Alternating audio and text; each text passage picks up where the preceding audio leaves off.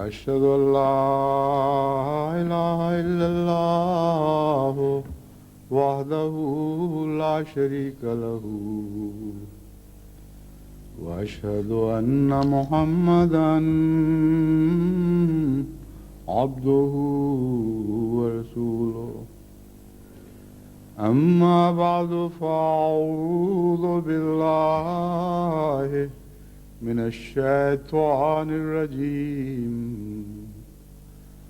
بسم الله الرحمن الرحيم الحمد لله رب العالمين الرحمن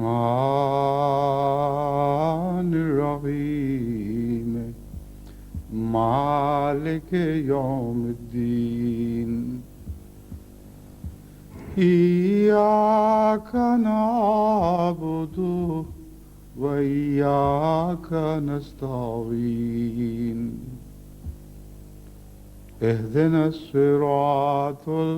المستقيم صراط الذين أنعمت عليهم غير المغضوب عليهم ولا الضالين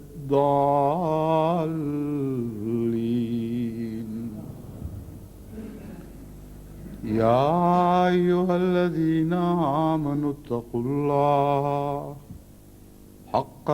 تقاته يا أيها الذين آمنوا اتقوا الله حق تقاته ولا تموتن إلا وأنتم مسلمون واعتصموا بحبل الله جميعا ولا تفرقوا واذكروا نعمة الله عليكم إذ كنتم أعداء فألف بين قلوبكم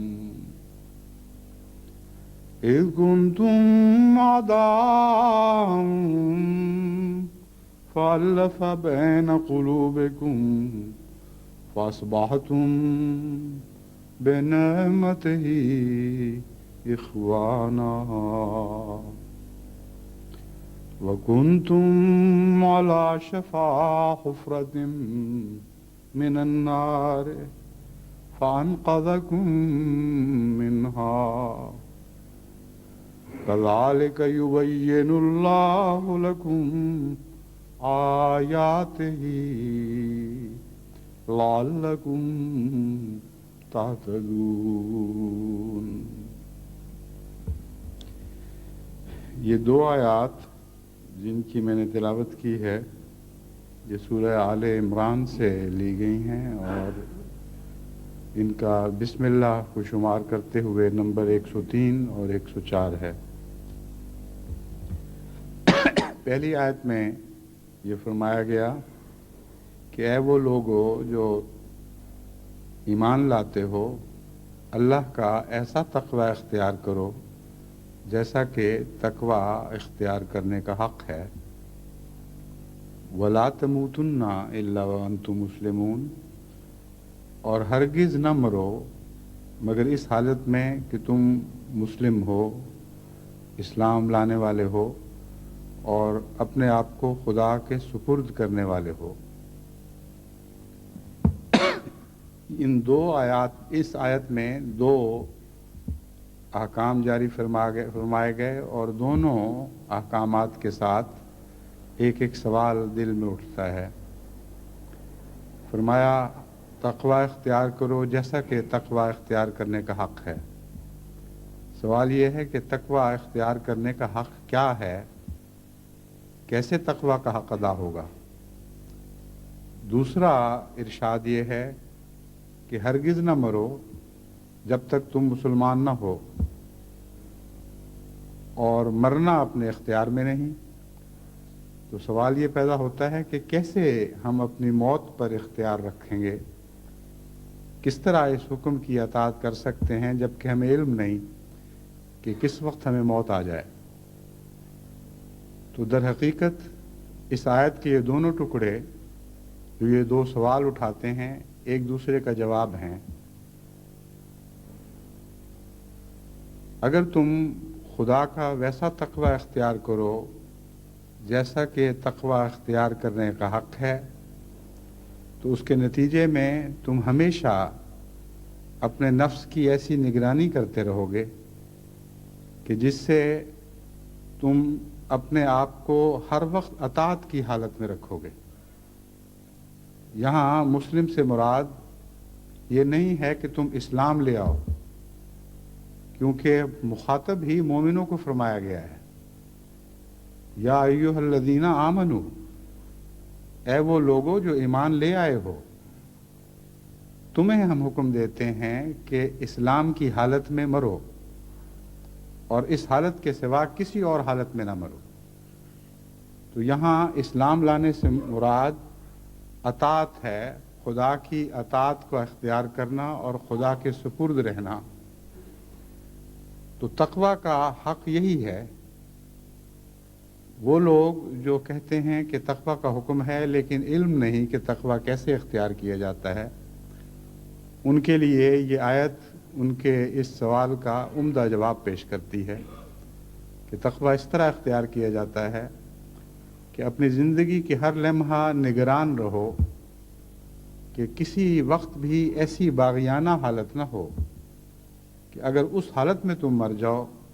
تو تم پر اس آیت کا مضمون صادق نہ آ سکے۔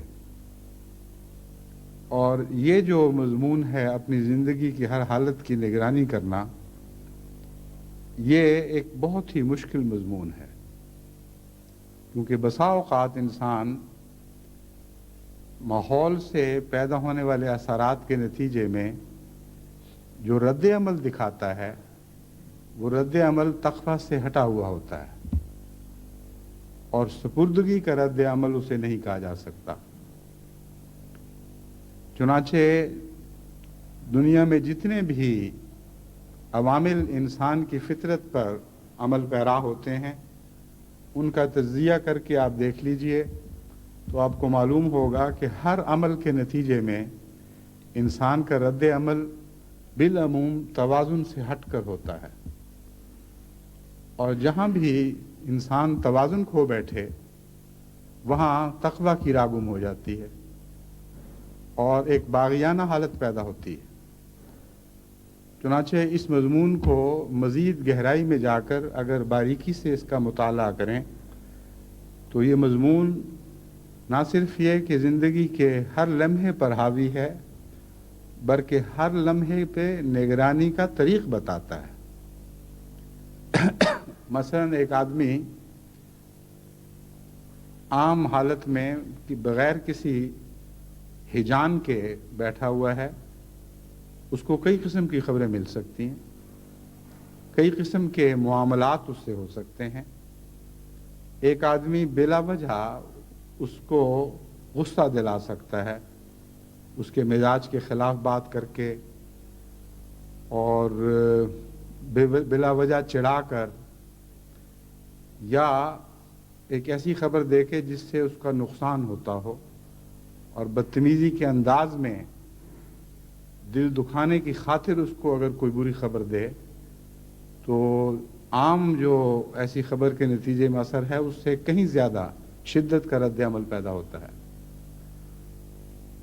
اور وہ جو رد عمل ہے اس میں اکثر انسانوں کو اختیار نہیں ہوتا کہ اس رد عمل کو متوازن رکھیں۔ اگر ایک انسان کسی عمل سے کسی کو تکلیف دیتا ہے اور غصہ دلاتا ہے، مثلا ایک چپیڑ کسی نے مار دی، تو فوری رد عمل یہ ہوگا کہ میں اس کو 10 چپیڑیں ماروں۔ ایک گالی دی تو ایک گالی کے جواب میں ایک گالی دے کر انسان رکتا نہیں، بلکہ 10 50 100 گالیاں دے کر بھی بعضوں کے دل ٹھنڈا نہیں ہوتا۔ ایک ٹھونکا لگا دیں کسی کو تو وہ بعض دفعہ اتنی ذلت محسوس کرتا ہے کہ اس کے نتیجے میں مار مار کے کچھ عمر جب تک نہ نکال دے اس کا دل ٹھنڈا نہیں ہوتا۔ تو یہ جو رد عمل کی حالت ہے وہ باغیانہ حالت ہے، وہ سپردگی کی حالت نہیں۔ اس حالت میں اگر کوئی جان دے دے تو وہ اسلام کی حالت میں جان دینے والا نہیں ہوگا۔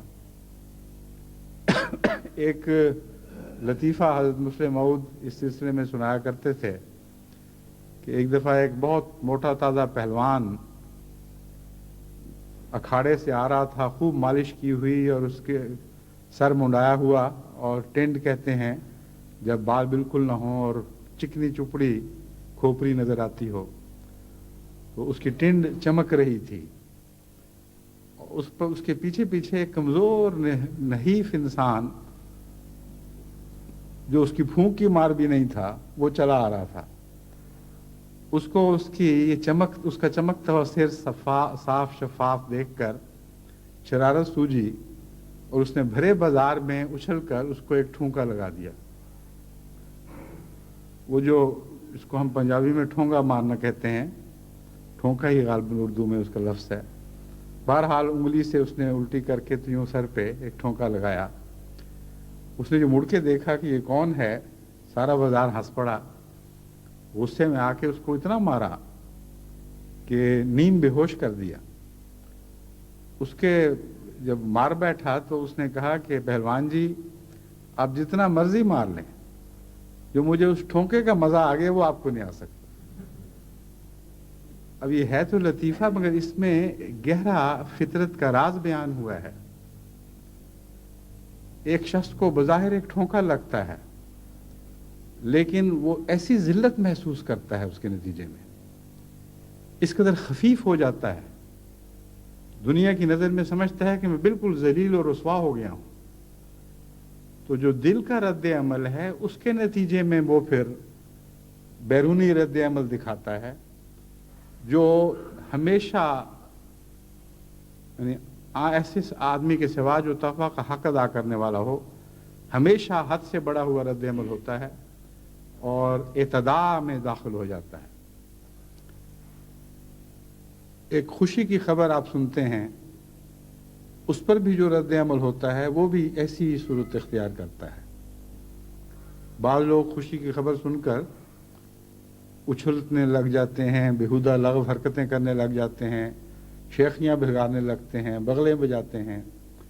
عجیب عجیب پاگلوں والی حرکتیں کرتے ہیں۔ خوشی کی خبر سنیں یا خوشی کا کوئی موقع دیکھیں، کسی پر فتح حاصل کریں یا اچانک کوئی بڑا منافع حاصل ہو، ہر ایسی حالت میں انسان اپنے رد عمل میں حد سے تجاوز کرنے والا ہوتا ہے، اور وہ اس کی اسلام کی حالت نہیں ہے۔ غم کی خبر دیکھیں تو بالکل نڈھال ہو کر اس غم کے اثر کے نیچے دب جاتے ہیں۔ خوف کی خبر سنیں تو خوف سے مغلوب ہو جاتے ہیں۔ قرآن کریم کافروں کی حالت بیان کرتے ہوئے فرماتا ہے فرح فخور، وہ چھوٹی سی بات پر بے حد خوش ہو جانے والے، اور معمولی سے حاصل کے نتیجے میں بے حد فخر کرنے لگ جاتے ہیں، اچھلتے ہیں اور اپنی بڑائی بیان کرتے ہیں۔ تو در حقیقت ہر روز ہر لمحہ جب بھی ہم پر بیرونی عوامل اثر انداز ہوں، وہ وقت ہے تقویٰ کا حق ادا کرنے کا، اور اس وقت انسان اکثر بے خبری کی حالت میں ہوتا ہے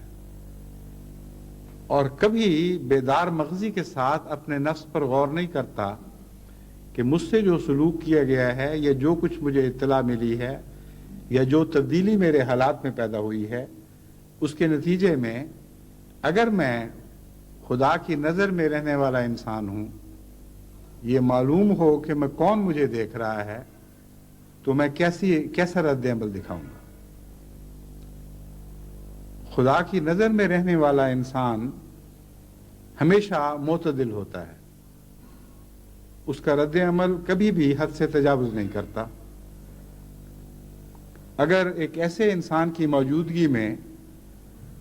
جس کا آپ پر رعب ہو، جس کی ہیبت آپ کے دل پر طاری ہو، کوئی شخص آپ کی بے عزتی کرے،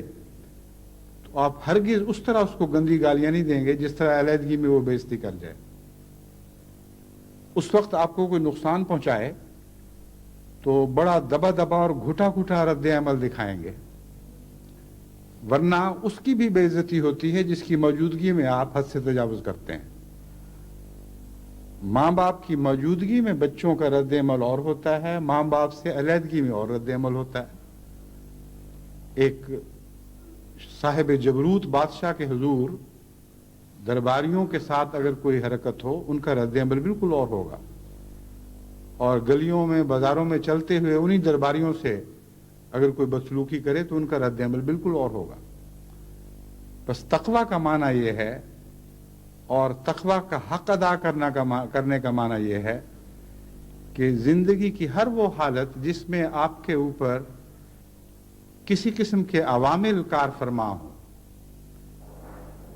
آپ کی عام حالت میں تبدیلی پیدا کرنے والے کوئی بیرونی محرکات ہوں، اس وقت اپنے رد عمل کو اس طرح دیکھو کہ جیسے تمہارے علاوہ خدا بھی اس کو دیکھ رہا ہے، اور اگر ان معنوں میں خدا کے سامنے رہو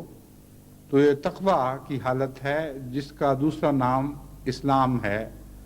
یعنی عملی دنیا میں ہر وقت خدا کے حضور سر بسجود رہنا اور اس کی اطاعت کے اندر رہنا، اس کی فرما برداری اور اس کی سپردگی میں رہنا۔ بس یہ چھوٹی سی آیت دو سوال اٹھاتی ہے، اور یہی آیت انہی دونوں سوالات کا جواب خود دیتی ہے، لیکن اس کی مزید تفصیل اس کے بعد آنے والی آیت پیش فرماتی ہے، اور اسلام کی ایک اور تصویر ایسی کھینچتی ہے جس کی طرف از خود محض اس آیت سے توجہ مبذول نہیں ہوتی۔ وہ مضمون جب تک کھولا نہ جائے انسان پر از خود نہیں کھل سکتا۔ چنانچہ فرمایا یا ایھا واعتصموا بحبل اللہ جمیعا، اگر تم تقویٰ کا حق ادا کرنے والے ہو، اگر تم اس کے نتیجے میں یہ تسلی پا جاتے ہو کہ تم اس حالت میں جان دو گے جو سپردگی کی حالت ہے، تو پھر جو کسوٹی ہم تمہارے سامنے رکھتے ہیں اس پر اپنے آپ کو پرکھ کر دیکھو۔ اور اسلام کے جو حقیقی اور بنیادی معنی ہیں وہ ہم تم پر کھولتے ہیں، اور یہ دیکھو کہ کیا تم ان معانی سے انحراف تو نہیں کر جاتے۔ فرمایا واعتصموا بحبل اللہ جمیعا، حقیقی اسلام یہ ہے کہ اللہ کی رسی کو پکڑے رکھو، یہ اطاعت کی حالت ہے، مگر جمیعا، اجتماعی طور پر، انفرادی طور پر نہیں۔ بس ایک اور مضمون بیان ہوا جو پہلے مضمون کے تسلسل میں ہی اس کا اگلا قدم ہے۔ حبل اللہ کس کو کہتے ہیں، پہلے اس پر میں کچھ بیان کر دوں، پھر اس مضمون پر مزید کچھ روشنی ڈالوں گا۔ قرآن کریم کی روح سے حبل اللہ کا ترجمہ کرتے ہوئے دو ایسی آیات ذہن میں ابھرتی ہیں جہاں حبل کا لفظ استعمال ہوا ہے۔ ایک تو آیت وہ ہے جہاں فرمایا ضربت علیہم الذلۃ اینما ثقفوا الا بحبل من اللہ وحبل من الناس، کہ یہ وہ لوگ ہیں جن پر ذلت مسلط کر دی گئی ہے۔ اینما ثقفوا، جہاں کہیں بھی وہ پائے جائیں گے وہ ذلت اور رسوائی اور نکبت کی حالت میں پائے جائیں گے۔ الا بحبل من اللہ، سوائے اس کے کہ اللہ کی حبل ان کو اس ذلت سے مستثنا کرنے والی ہو، وحبل من الناس، اور لوگوں کی حبل ان کو اس ذلت سے مستثنا کرنے والی ہو، ذلت سے ان کی حفاظت کرنے والی ہو اس حصے میں۔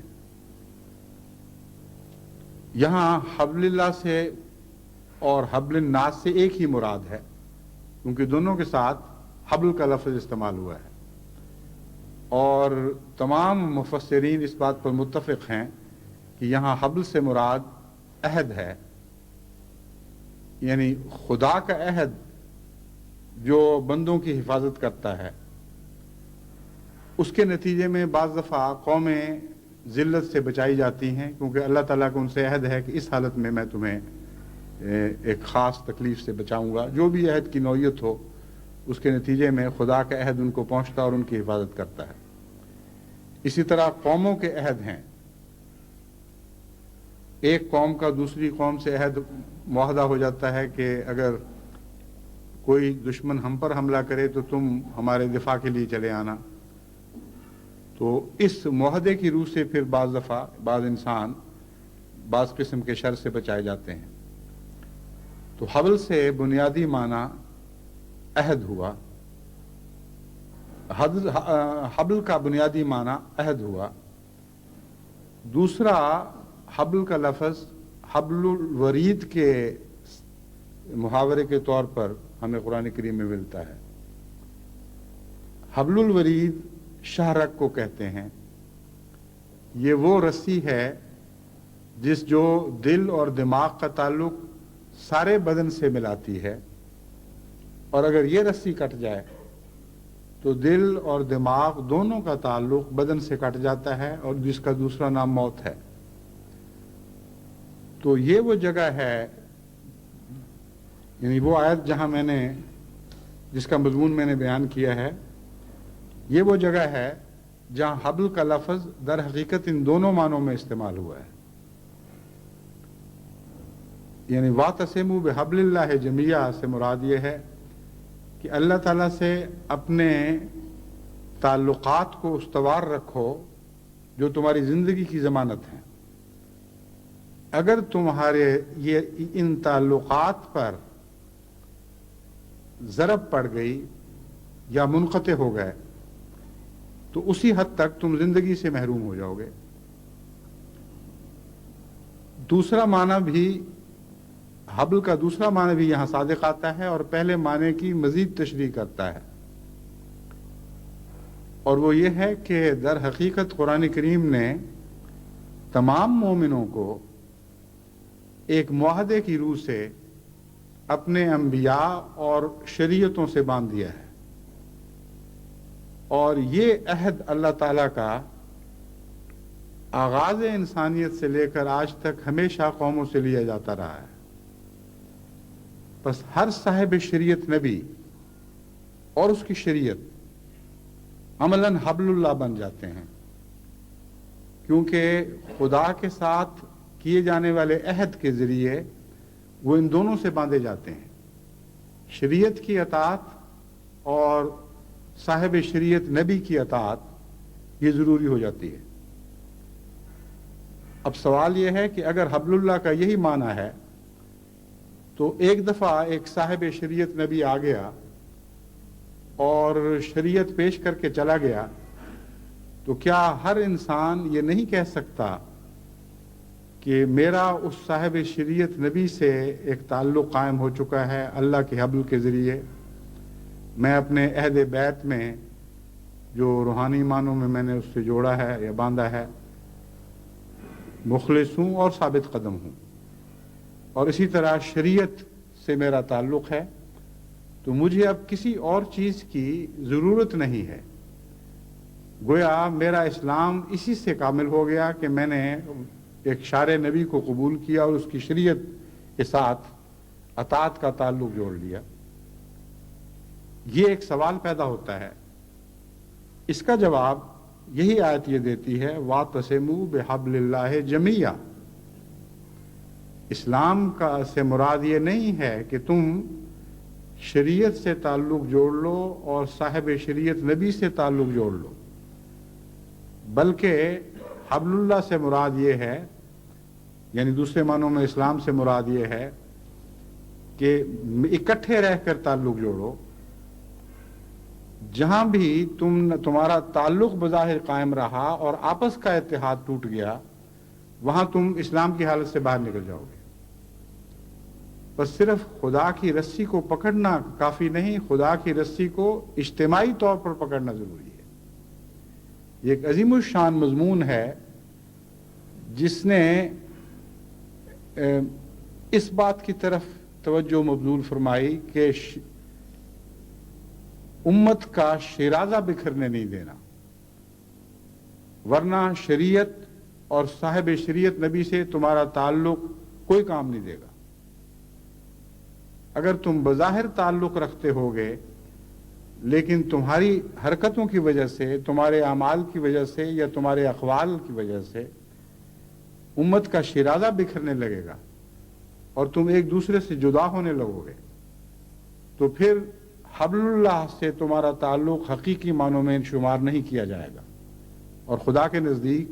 تم سزا کے مستحق ٹھہرو گے۔ بس اسلام کی یہ مزید تشریح ہے جو پہلی آیت سے ذہن میں نہیں ابھرتی تھی، از خود ذہن اس طرف متوجہ نہیں ہوتا تھا، لیکن اس دوسری آیت نے اس کو کھول کر بیان فرما دیا۔ بس بیعت خلافت کی جو ضرورت پڑتی ہے وہ اس لیے نہیں کہ خلیفہ کوئی صاحب شریعت مامور ہوتا ہے، بلکہ خدا کے صاحب شریعت رسول کے گزر جانے کے بعد اس قرآن کے یا اس کتاب کے باقی رہنے کے بعد جو ہر صاحب شریعت نبی کے بعد باقی رکھی جاتی ہے، محض ان سے تعلق کافی نہیں ہے، پھر جمعیت کیسے نصیب ہوگی؟ جمعیت مرکزیت سے نصیب ہوتی ہے اور نظام خلافت وہ جمعیت عطا کرتا ہے۔ خلافت سے تعلق ٹوٹ جائے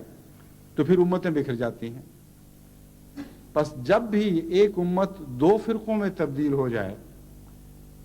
یا 3 یا 4 یا 5 فرقوں میں بٹ جائے اور ان میں سے کسی کا بھی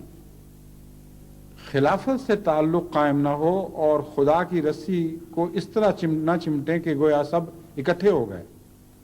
اور ایک ہاتھ پر جمع ہو گئے، تو در حقیقت قرآن کریم کے بیان کے مطابق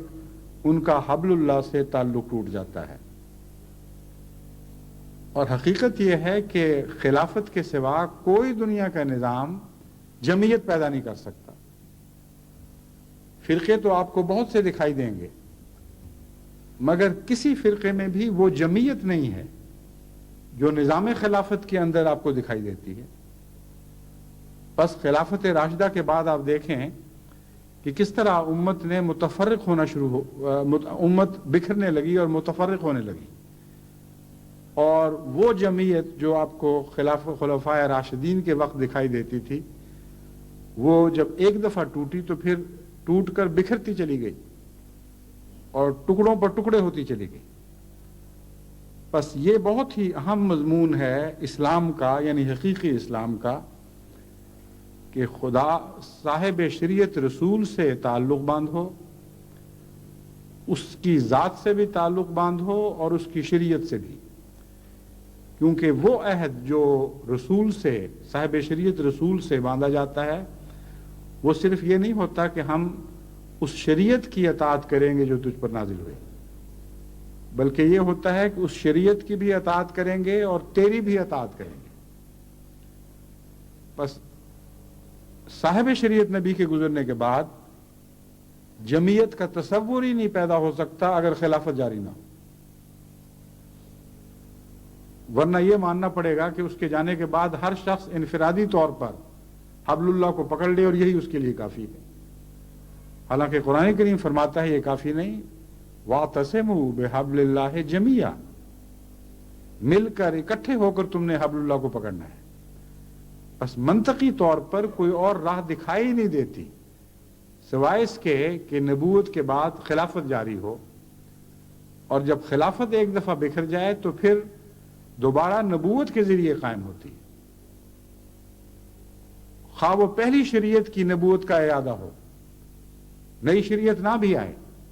مگر دوبارہ آسمان سے حبل اللہ اترتی ہے اور پھر دوبارہ جمعیت عطا ہوتی ہے، اس کے بغیر جمعیت میں نصیب نہیں ہو سکتی۔ پھر فرمایا وَاذْكُرُوا نِعْمَتَ اللَّهِ عَلَيْكُمْ إِذْ كُنْتُمْ أَعْدَاءً فَأَلَّفَ بَيْنَ قُلُوبِكُمْ،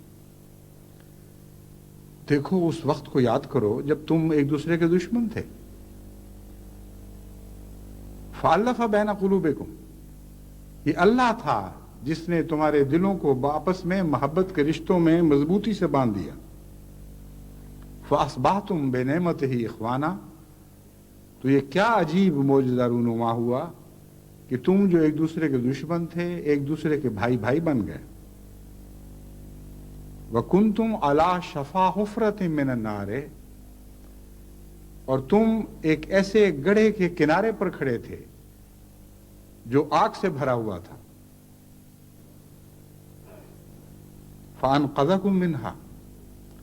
बस ये अल्लाह था जिसने तुम्हें उस गड्ढे से बचा लिया, उस किनारे की हालत से तुम्हें हटाकर दूर ले गया। कज़ालिक युबय्यिनुल्लाहु लकुम आयातिही लअल्लकुम तहतदून, इसी तरह अल्लाह ताला अपनी आयात तुम पर खोल खोल कर बयान करता है ताकि तुम हदायत पाओ। अब इस दूसरे हिस्से में यह मजमून बयान फरमाया कि तफरीका लाजिमन आग तक पहुंचाता है। आग से मुराद लोग अमूमन ये समझते हैं कि जहन्नम की आग मुराद है, मगर कुरान करीम के मुहावरे से साबित है कि आग से मुराद खौफनाक लड़ाइयां भी हैं, और सिर्फ मरने के बाद की आग मुराद नहीं है, बल्कि इस दुनिया में भी जो हर वक्त मुख्तलिफ जगहों पर हम कौमों को आपस में लड़ता देखते हैं, या हर वक्त नहीं तो कभी कभी लड़ता देखते हैं, तो उसकी बुनियादी वजह तफरीका है। और जब तफरीका शिद्दत इख्तियार कर जाए तो ऐसी कौमें लाजिमन फिर लड़ाई की आग में, हर्ब की आग में झोंकी जाती हैं। ये एक मजीद अपनी हालत को पहचानने के लिए कसौटी पेश कर दी। फरमाया अगर तुम वाकई मुसलमान हो, अगर तुम वाकई अल्लाह ताला की अतात में दाखिल हो और हब्लुल्लाह को थामे हुए हो, तो ये नामुमकिन है कि तुम आपस में लड़ पड़ो। ये नामुमकिन है कि तुम आग की भट्टी में झोंके जाओ, यानी लड़ाई की भट्टी में झोंके जाओ। अल्लाह ने तुम्हें इस आग से दूर कर दिया, यानी हब्लुल्लाह के नतीजे में तुम उस किनारे से दूर ले जाए गए। और अगर जब तक तुम उस किनारे पर खड़े थे, कोई तेज हवा का झोंका भी तुम्हें उसमें धकेल सकता था, कोई शरीर दुश्मन तुम्हें धक्का देकर भी उसमें गिरा सकता था। लेकिन जो दूर हट जाएं किनारों से, उनको एक झोंका या एक दो चार धक्के तो उस आग के गड्ढे में नहीं गिरा सकते। और फिर हब्लुल्लाह को जिसने मजबूती से थामा हुआ, वो तो इतनी दूर निकल जाता है आग के किनारों से कि कोई दुनिया की ताकत उसको आग में धकेल नहीं सकती। इस मजमून को समझने के बाद आप इस जमाने में जो आज बदनसीबी से मुसलमानों की हालत है उसकी तरफ वापस आए। ईरान और इराक में जो जंग हुई, 11 साल तक मुसलमान एक दूसरे का खून बहाते रहे। क्या इस आयत करीमा की रोशनी में हम ये कह सकते हैं कि वो आग के किनारे पर नहीं खड़े थे? क्या इस आयत करीमा की रोशनी में कोई इंसान ये कह सकता है कि उन्होंने मजबूती से खुदा ताला की रस्सी को थामा हुआ था और जमीयन वो सब इज्तिमाई तौर पर उस रस्सी से चिमटे हुए थे? बस ये आयत महज एक नजरियाती फलसफा पेश नहीं कर रही, बल्कि दुनिया की गहरी हकीकतों से हमें आशना कर रही है। ऐसी ठोस हकीकतें हैं जो जिनसे इंसान नजर बचा के निकल नहीं सकता। ऐसी हकीकतें हैं जो कौमों को घेर लिया करती हैं, और ख्वाब उनको नजरअंदाज करें, उनके नताइज से आप बच नहीं सकते। बस कुरान करीम का ये इरशाद के तकवा इख्तियार करो और तकवा का हक इख्तियार करो, यानी तकवा इख्तियार करो और तकवा का हक अदा करो, और हरगिज ना मरो जब तक तुम मुसलमान ना हो, मुसलमानों पर लाजिम करता है कि वो अल्लाह ताला की अतात में इकट्ठे होकर, एक जान होकर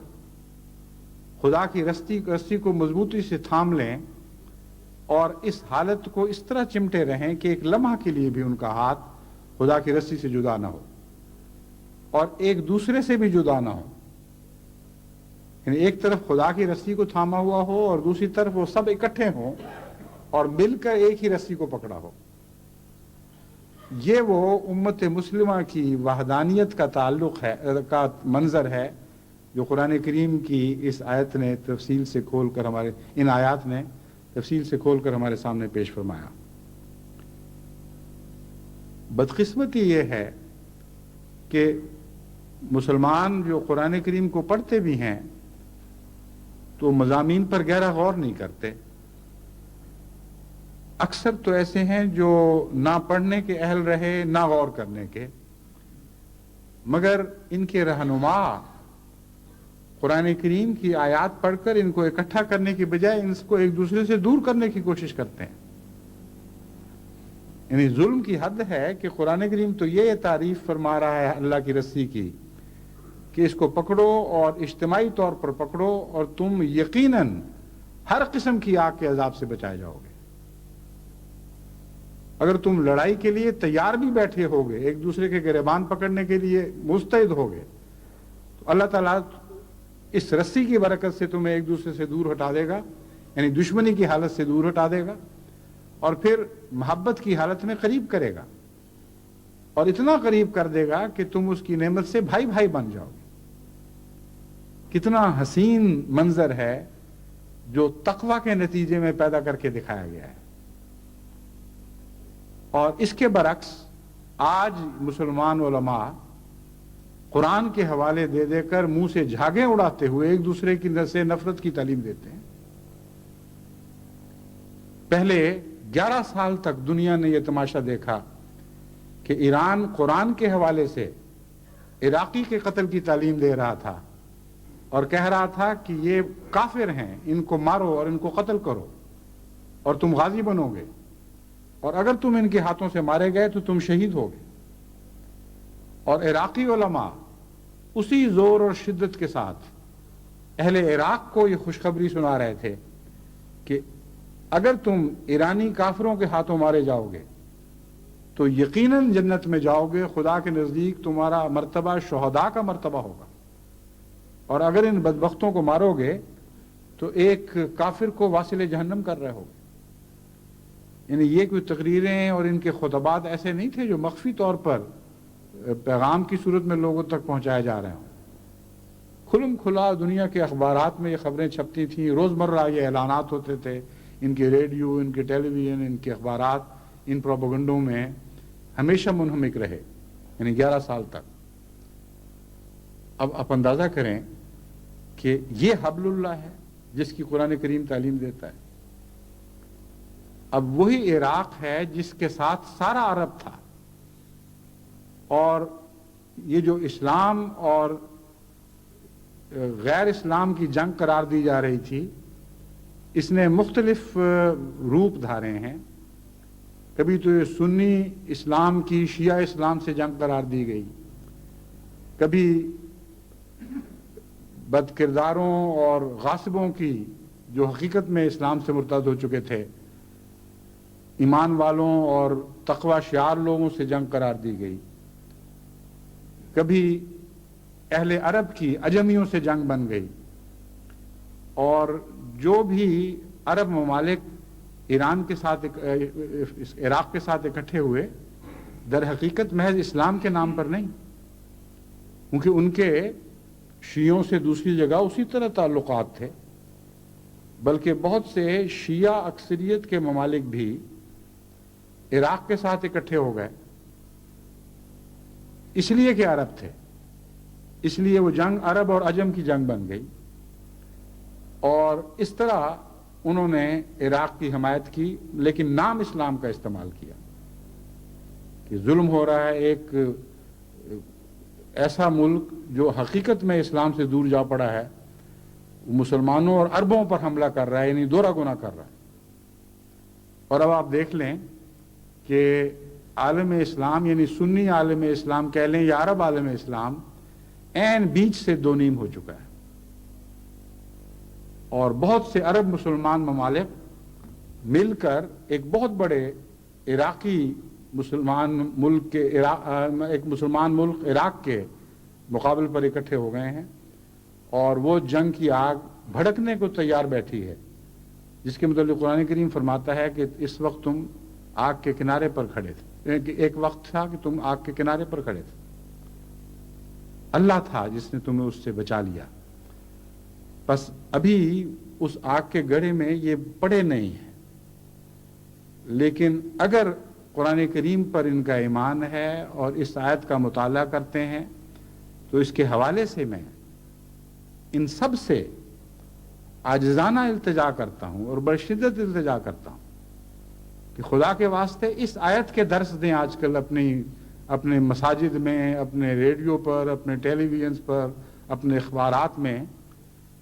اپنے ملکوں کے باشندوں کو بتائیں کہ قرآن کریم تم سے کیا توقع رکھتا ہے، اور اگر تم لڑ پڑے تو پھر ہرگز تمہاری موت اسلام کی موت نہیں ہوگی۔ قرآن سچا ہے، تمہارے دعوے جھوٹے ہو سکتے ہیں، یہ ناممکن ہے کہ قرآن جھوٹا نکلے اور تمہارے دعوے سچے ہوں۔ بس ایسی موت جو افتراق کے نتیجے میں، لڑی جانے والی جنگوں کے نتیجے میں وارد ہوتی ہے، اسے شہادت قرار دینا قرآن کریم کی شدید گستاخی ہے۔ یہ تفرقے کی موت ہے، اور قرآن کریم فرماتا ہے لا تفرقوا، ہرگز تفرقہ اختیار نہیں کرنا، خدا کی رسی کو اکٹھے مضبوطی سے تھامے رکھو، اور یہی وہ چیز ہے جو تمہیں جنگوں کی ہلاکتوں اور جنگوں کے عذاب سے بچا سکتی۔ بس تمام دنیا میں احمدیوں کو، مسلمانوں کی توجہ اس طرف مبذول کروانی چاہیے کہ تمہیں ہلاکت سے بچانے کا نسخہ قرآن کریم کی ان آیات میں ہے جن کی میں نے ابھی تلاوت کی ہے، ان پر غور کرو، خدا کا خوف کرو، اور مسلمان کی گردن کاٹنے سے اپنے ہاتھ کھینچ لے، کیونکہ نہ مقتول کی موت اسلام کی ہوگی، نہ قاتل خدا کے نزدیک غازی ٹھہرے گا، بلکہ ایک مسلمان کو قتل کرنے والا قرار دیا جائے گا۔ اور اگر اس قتل میں غیر قوموں کو بھی وہ اپنا شریک کر لیں، غیر مسلموں کو بھی آواز دے کے بلائیں، آؤ اور ہمارے بھائیوں کو کی گردنیں اڑانے میں ہماری مدد کرو، تو پھر یہ اور بھی زیادہ بھیانک شکل بن جاتی ہے۔ بس دعاؤں کا تو وقت ہے ہی، کیونکہ دعاؤں کے بغیر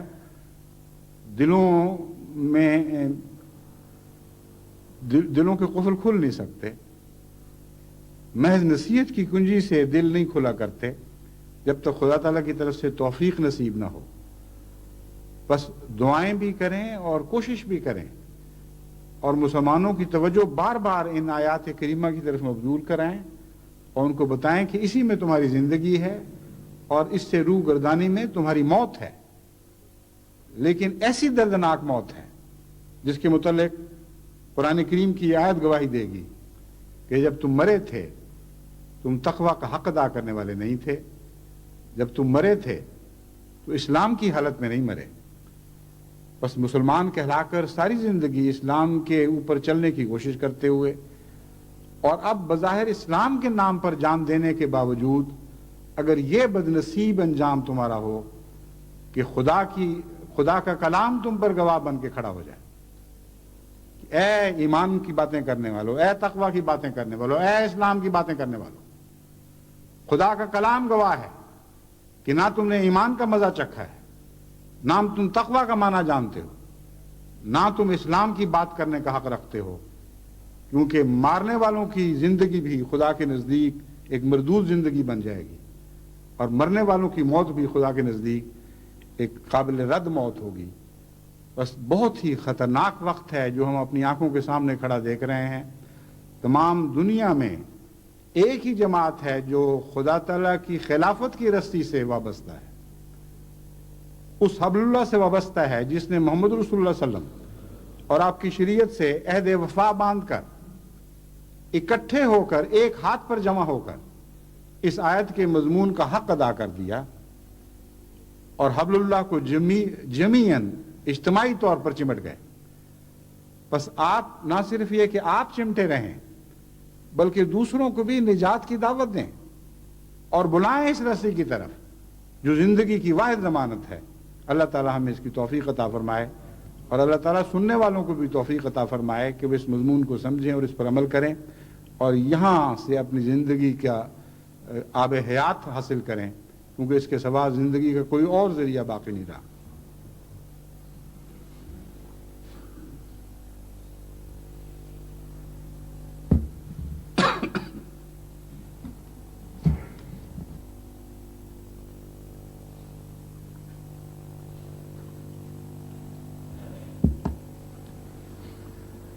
الحمد لله نحمده ونستعينه ونستغفره ونؤمن به ونتوكل عليه ونعوذ بالله من شرور أنفسنا ومن سيئات أعمالنا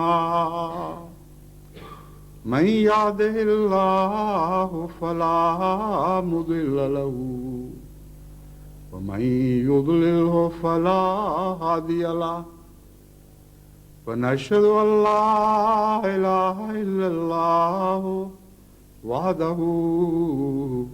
لا شريك له ونشهد أن محمدا عبده ورسوله عباد الله رحمكم الله إن الله يأمر بالعدل والإحسان وإيتاء ذي القربى وينهى عن الفحشاء والمنكر والبغي يعظكم لعلكم تذكرون اذكروا الله يذكركم وادعوه يستجب لكم ولذكر الله أكبر